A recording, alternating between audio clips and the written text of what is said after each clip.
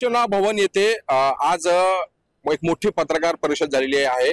1 November रोजी येत्या 1 November रोजी ईव्हीएमच्या विरोधात असो किंवा मतदार याद्यांच्या विरोधात असो सर्वपक्षीय नेत्यांचा जे आहे एक मोठा विराट मोर्चा काढण्यात येणार आहे। सत्ताधारी पक्ष सोडून जे आहे संजय राऊत यांनी ही घोषणा केलेली आहे। तर आपण आलेलो आहोत सोलापूर शहरातील जे आहे बाळे, जे सोलापूर पुणे महामार्गावर मुख्य चौक आहे बाळे, हा भाजपचे देखील एक गड मानला जातो। परंतु या ठिकाणी जे आहेत काही कार्यकर्ते आहेत, काही शिवसैनिक आहेत, काही सर्वसामान्य लोक आहेत, त्यांचे संवाद साधू। काय सांगाल साहेब, येत्या 1 नोव्हेंबर रोजी जे आहे मोठा विराट मोर्चा निघणार आहे मुंबईमध्ये ईव्हीएमच्या विरोधात असो किंवा मतदार याद्यांच्या विरोधात असो, तुमची काय भूमिका आहे? माझी भूमिका एकच आहे की ईव्हीएमच्या जोर हे 232 आमदार आलेले आहेत भाजपचे आणि त्या गद्दार शिंदेचे आणि त्या अजित पवारचे। एवढे आमदार येण्याचं कारण काय आहे की फक्त एकच कारण आहे, ईव्हीएम मशीन मध्ये या लोकांनी घोटाळा केलेला आहे। त्यामुळे या लोकांचे एवढे आमदार आलेले आणि यांना जर धडा शिकवायचा असेल आणि महाराष्ट्रातून हद्दपार करायचा असेल, देशातून हद्दपार करायचा असेल तर ईव्हीएम मशीन बॅन केलं पाहिजे आणि येणारी निवडणूक महानगरपालिकेची ही बॅलेट पेपरवर घेतली पाहिजे। यासाठी आम्ही येणाऱ्या 1 तारखेला शिवसेनेच्या वतीने, शिवसेना उद्धव बाळासाहेब ठाकरेच्या वतीने सोलापुरातून कमीत कमी 50 ते 1 लाख लोक शिवसैनिक आम्ही मुंबईमध्ये जाणार आहोत आणि या भाजपला आणि या गद्दारांना दाखवून देऊ आम्ही आमची ताकद।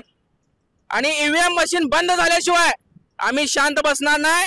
जर तुम्ही खरी लोकशाही मानता ना, डॉक्टर बाबासाहेब आंबेडकर यांचं संविधान मानता ना, तर बॅलेट पेपरवर निवडणुका घ्या।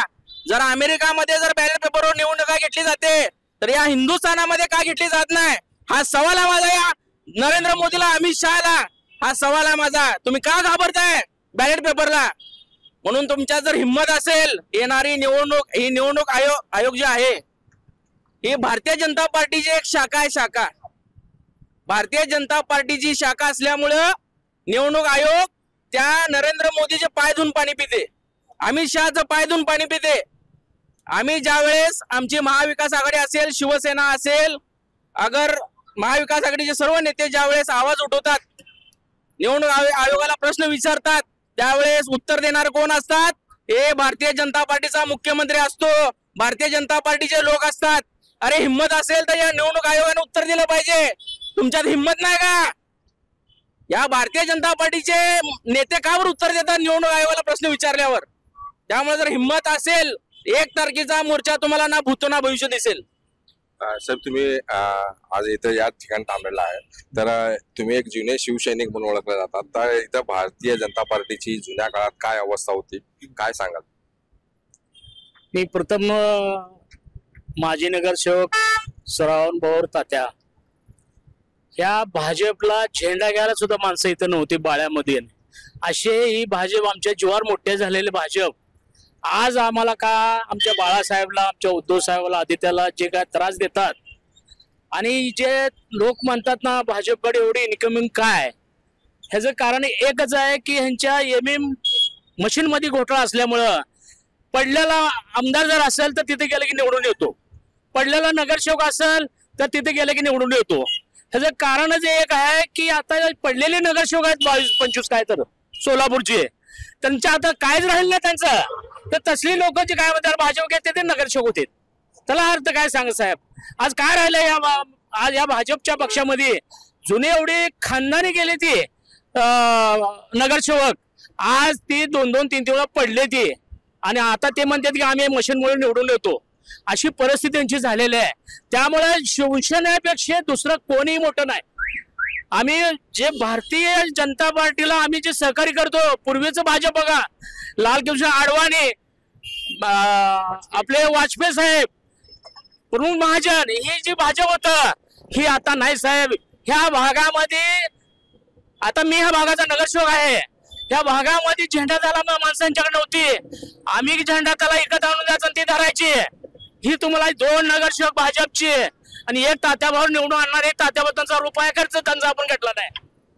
2002ला 2012ला सुद्धा ह्या भागामध्ये 2चा प्रभाग होता, त्या सुद्धा सांगतो भाजपच्या जो उमेदवार होता त्या उमेदवाराला खर्चाला पैसेच नव्हते, त्याने सुद्धा आम्हाला असं का म्हणला की मी 50 लाख आणतो 20 लाख आणतो आणि खर्च करू, असं का त्यातनं झालं नाही. आता 1 तारखेच्या मोर्चामध्ये जे आहे तुम्ही कसं सहभागी नाही, होणार? आम्ही तर 1 तारखेच्या मोर्चामध्ये आम्ही जे जुने शिवसैनिक आता माझ्यासारखी माणसं असले आम्ही झाडून घराच्या बाहेर पडणार.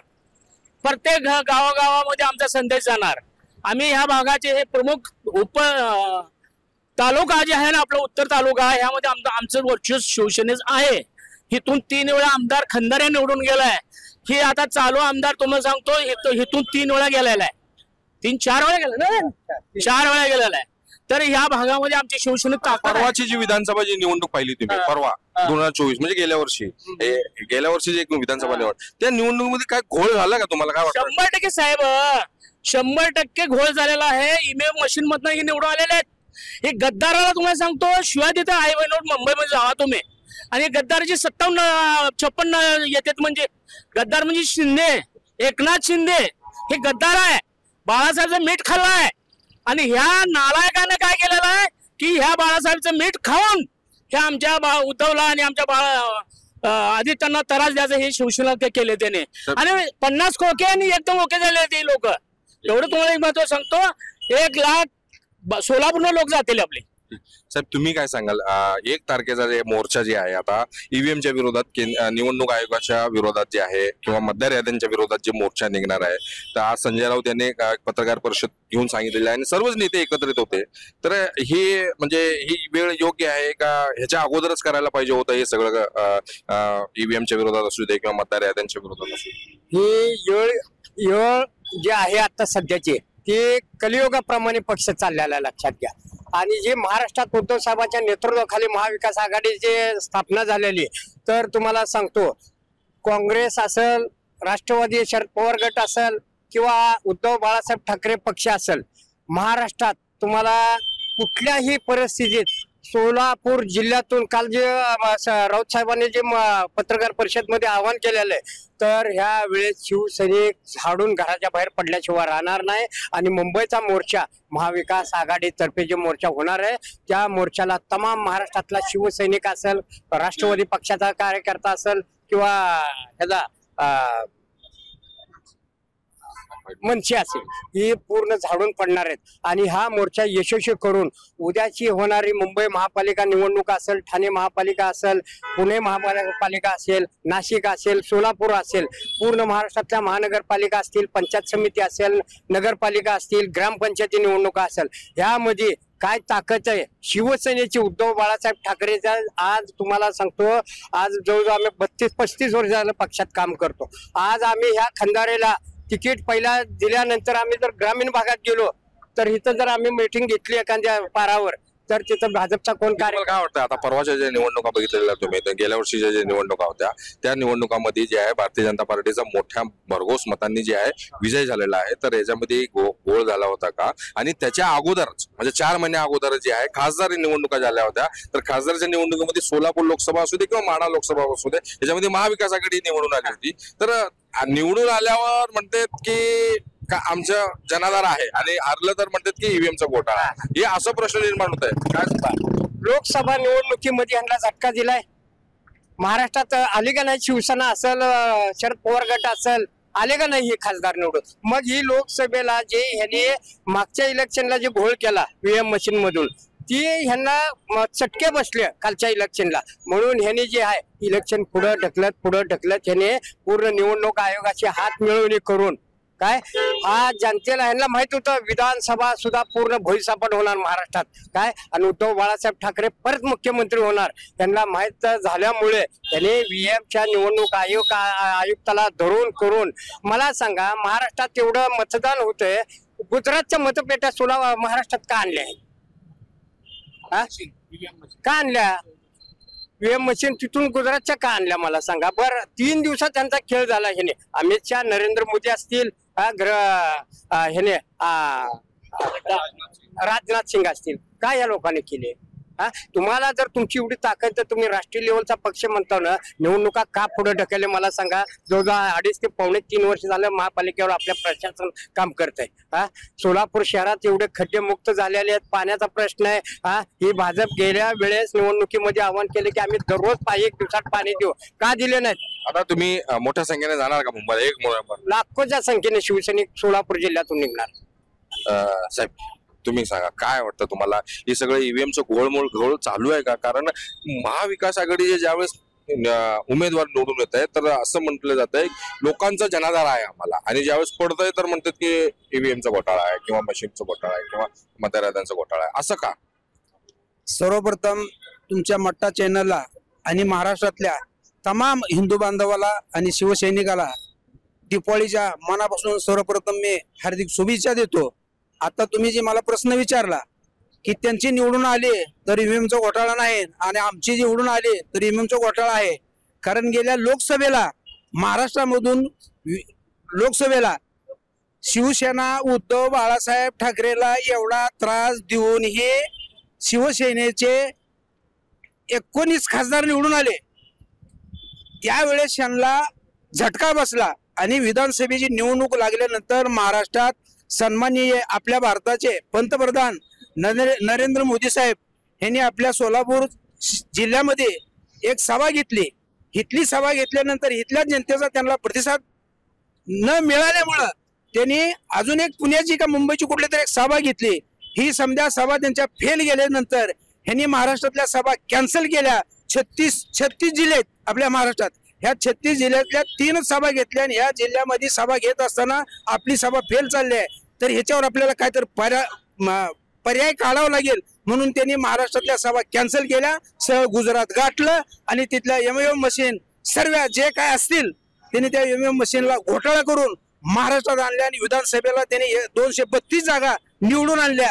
परंतु आता जे आमचे सन्माननीय शिवसेना उद्धव बाळासाहेब ठाकरे यांनी आणि वाघ एकाला राजा बाकी खेळ माकडाचा म्हणल्यासारखं ही 2 जे आहेत ना वाघ महाराष्ट्रात यांची यांना दास्ती लागलेली आहे. म्हणून आज आम्हाला त्यांनी आदेश दिलेला आहे महाराष्ट्रामधून येईल त्या 1 तारखेला मुंबईमध्ये मोर्चा निघणार आहे, बॅलेट पेपरवर निवडणुका घ्या म्हणून. त्याच्यासाठी आम्ही सोलापूर जिल्ह्यातून कमीत कमी आता जे आमचे शेर संघटक सुरेशजी जगताप आमचे अतुलजी भोर यांनी सांगितलं की 50,000 ते 1,00,000 लोक जातील. मी म्हणतो त्याच्यापेक्षा जास्त जातील, कारण लोकांना उत्सुकता आहे. ही आम्ही मतदान शिवसेनेला केलंय आणि मतदान तिकडे कसं केलं, म्हणून आम्हाला प्रत्येक मतदाराचा आम्हाला पाठिंबा मिळणार आहे. आमच्यासारखे निष्ठावंत शिवसैनिक मुंबईला जाणार आहेत आणि त्यांना दाखवून देणार आहेत की शिवसेना उद्धव बाळासाहेब ठाकरेंनी आदेश दिल्यावर निष्ठावंत शिवसैनिक काय येतात आणि गद्दाराचे शिवसैनिक काय येत नाहीत ही त्यावेळेस दाखवून देणार आहे आणि आमचा मोर्चा यशस्वी होणार आहे. मतदार याद्यांमध्ये मतदार याद्यामध्ये गोळ म्हणते जवळपास 1 कोटी जे आहे मतदार घुसवण्यात आलेले आहे असं देखील संजय राऊत यांनी आरोप केलेला आहे. तर काय वाटतं तुम्हाला, मतदार याद्यांमध्ये जे आहे घुसखोरी झाली आहे का? अहो, मागच्या विधानसभेला आपण पाहिलं 60 लाख मतदान वाढवलेलं आहे.